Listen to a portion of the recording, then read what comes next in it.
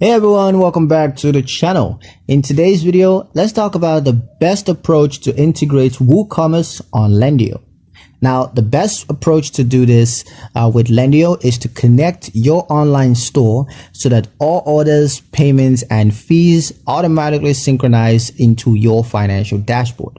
This is going to eliminate manual tracking, it's going to reduce errors, and it's going to ensure that every transaction is recorded accurately. Once Woocommerce is linked, you can categorize sales, you can monitor refunds, and you can also track net income across different products or product lines.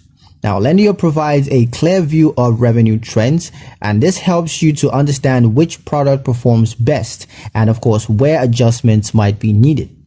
Integrating Woocommerce also simplifies tax preparations and reporting.